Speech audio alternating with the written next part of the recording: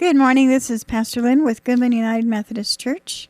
Living in God's grip. This morning we're looking at if the Lord permits.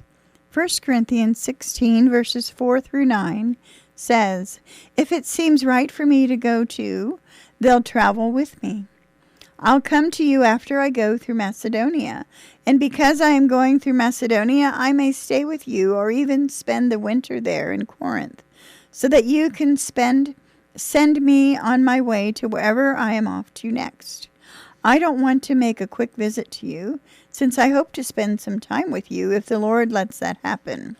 I will stay here in Ephesus until the festival of Pentecost.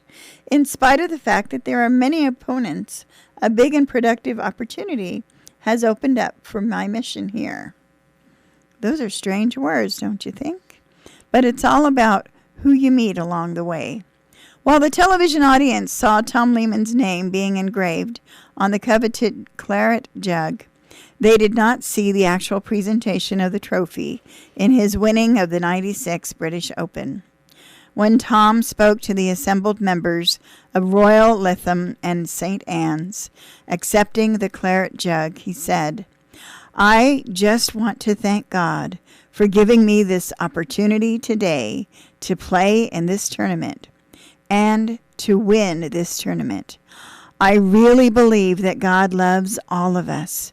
He has a special plan for our lives. Fortunately for me, today it was in His plan for me to win. I know He cares about me, and I know He cares about you. So God bless you all, and thank you very much." Wow.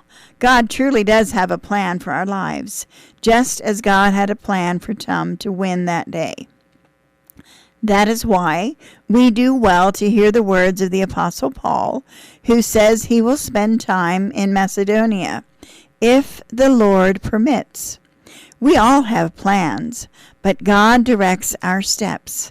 With God as our source of strength, we can be focused on our goals and at the same time be spiritually flexible.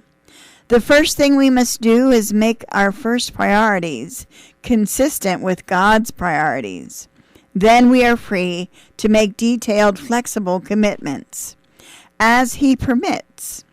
We can trust in God's provision and adapt to the practical flow of life as circumstance will allow.